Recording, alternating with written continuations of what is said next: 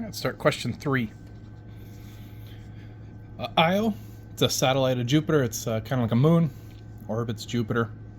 It has an orbital period of 1.77 days, so I have t is equal to 1.77 days. It has an orbital radius of 4.22 times 10 to the 5th kilometers. So if I drew it out, I'd have Jupiter here, Io, and the radius between the two centers are, of course, 4.22 times 10 to the 5th kilometers. Just from these 2 points of data, determine what the mass of Jupiter is. Okay, so in one of these, I started kind of questioning, going, all right, what do I know? I have a radius. I can't really do too much with that. The period I know is equal to 2 pi w, 2 pi over w. And from w, I know I can get velocity. So there is a bit of information that I can manipulate here to get that. And what good does that do me? Well, Jupiter is in an orbital radius, which means it must be doing circular motion around Jupiter. So I'm going to have mv squared over r for centripetal force. What force keeps it in orbit? Well, the gravitational pull of Jupiter, gravitational force. Gm1, m2, all over r squared.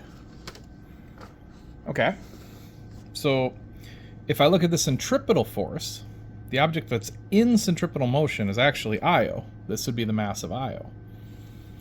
If I look over here, I'm going to have two masses. One of them is going to have to be Io. The other one is the planet of Jupiter. So Io's on both sides. I can cross that one off. And I'm just keeping the mass of Jupiter, which is great because that's what I'm trying to go for. So I have the mass of Jupiter here I need to solve for. G is just a constant, a known, so I have that. Radius is given, but it's given in kilometers. We'll have to do a conversion for that one. And velocity. And as I stated, I can get to velocity from period. So I have everything I need to go ahead and work this problem. I'll have to do some conversions.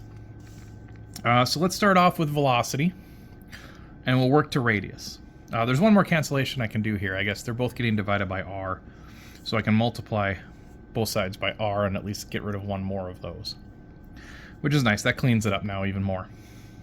So let's start with velocity. I'm going to have to get to w in order to get and change the radius. To get to w, I have to go through period. Period is in 1.77 days, so I'm going to have to do a conversion on that. So if I have 1.77 days, I'll need to convert 1 day into 24 hours. That'll get rid of days. And then I also need to convert hours into 3,600 seconds. That'll get rid of hours. Now we're just going to be in seconds. Okay, so I did this calculation. And it got me 152,928 seconds. Okay, that's our period t. We know that this is equal to 2 pi over w. Okay, so to solve for w, I need to multiply over and divide over that really large number, and that will give me a w. So let's see what we get for that. I'm going to have 2 pi divided by that. That gets me 4.11 times 10 to the negative 5th, and this is radians per second. And now I know that v is equal to r times w. So r has to be converted from kilometers into meters.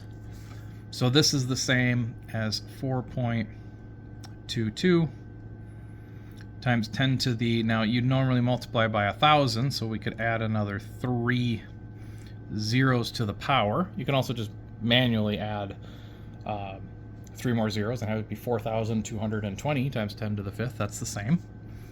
But we know that this is now in meters. So we'd have 4.22 times 10 to the 8th. That's now our r times our w, which is 4.11 times 10 to the negative 5th. Okay. And that should give us our radius, or our velocity. So let me plug that out here into the calculator. Let's see what we get. 4.22 to the 8th times 4.11 to the negative 5th.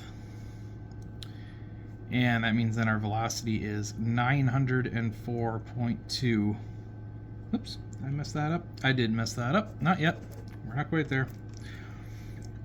4.22 times 10 to the 8th times 4.11 times 10 to the negative 5th. Much better. 17,344.2 meters per second. That's our velocity. So I can take that velocity and I can plug in over here. Okay, so coming down from here, I'm going to have 17,344.2. That's getting squared. And that's going to be equal to g, which is 6.67 times 10 to the negative 11th, times the mass of Jupiter, which is what we want. And all this needs to be, again, divided by r. R, we have to use meters, 4.22 times 10 to the 8th. So we're going to take this large number that we have here. We're going to square it first. And that'll get us, big number, 300 million, some odd numbers, 300 million.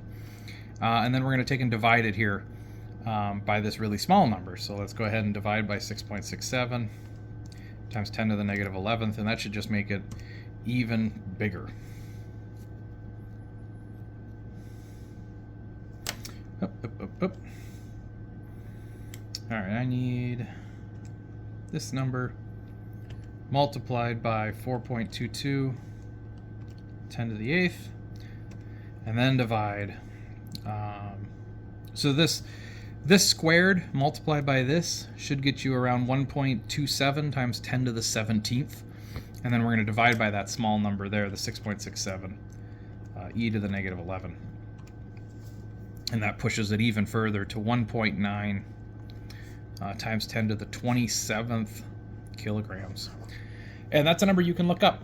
Just Google the mass of Jupiter in kilograms, and it will be 1.88 or 1.89 times 10 to the 27th. So very good approximation just by watching Io and seeing how long it takes to go around the orbit.